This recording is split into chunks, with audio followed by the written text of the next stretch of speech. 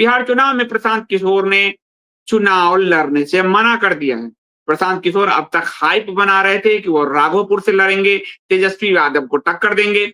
जैसे कि दिल्ली में शीला दीक्षित को अरविंद केजरीवाल ने टक्कर दिया, लेकिन शायद ग्राउंड जानते हैं प्रशांत और इसीलिए राघवपुर राघवपुर बोलकर और कल उन्होंने कहा कि पार्टी का ये निर्णय है कि वो चुनाव नहीं लड़ेंगे। इसके 2 मतलब होते हैं।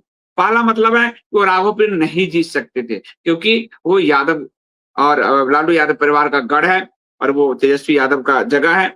दूसरा कि वो चुनाव सारे कैंडिडेट के लिए चुनाव प्रचार जो करना है, स्टार प्रचारक जनसुराज के प्रशांत किशोर ही हैं, तो उनको जाना होगा और अपनी सीट पर यदि वो फंस जाएंगे तो सबका सारे कैंडिडेट का नुकसान होगा। तो इसलिए ये दोनों ही पक्ष है, एक नेगेटिव है, एक पॉजिटिव है और मैं आपको दोनों ही पक्ष बताऊंगा।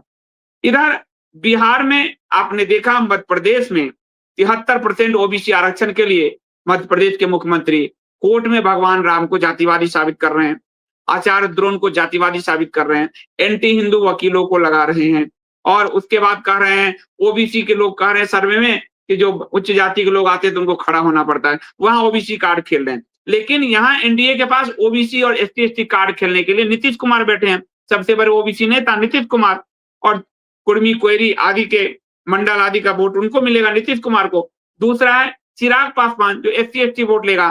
तो भाजपा अब अपने कोर वोटर को लुभाने के लिए अपना जो अगड़ा और वैश्य को 64% टिकट दिया है। ये क्यों दिया है? क्योंकि कांग्रेस ने भी अगड़ी जातियों को टिकट दिया है, जनसुराज से भी मिला है। तो पहली बार भाजपा जो अगड़ी जातियों को ठेंगे पर लेकर घूमती थी अभी मोदी के शासनकाल में, और उनको कोई हिसाब चुकता, उनको कोई वैल्यू नहीं देती थी, वो पुनः क्योंकि हमारा ओबीसी और एससी एसटी वोट तो चिराग पासवान और नीतीश संभाल लेंगे, लेकिन हम जो है अगड़ी जाति पे दाव लगाएं, कहीं अगड़ी जाति चली गई कांग्रेस की तरफ, इंडिया गठबंधन की तरफ मतलब, और जनसुराज की तरफ, तो हमारा तो खाता भी डब्बा गोल हो जाएगा। ये स्थिति है क्योंकि ओबीसी वोट तो नीतीश कुमार को जाएगा और इधर एसटी एसटी चिराग को जाएगा। एनडीए के जब ये दोनों बड़े पार्टनर बन जाएंगे तो भाजपा की दादागिरी रह नहीं पाएगी। तो दादागिरी नहीं रहेगी तो आप समझिए नीतीश के अंदर उनको डाउन होकर रहना पड़ेगा।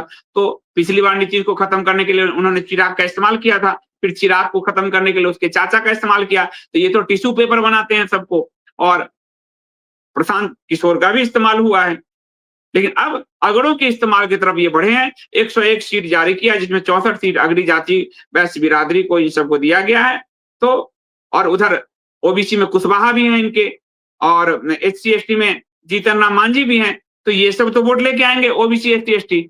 इनका वोट कहीं कोई अगड़ा वाला कांग्रेस इंडिया गठबंधन आदि को न दे दे तो फिर जो मध्य प्रदेश में अगड़ों को लात मार रहे हैं ये बिहार में अगड़ा बन के देखें। ये इस पाखंड को समझना होगा कि ये पाखंडी लोग हैं, ये बिल्कुल गिरगिट की तरह रंग बदलने वाले लोग हैं।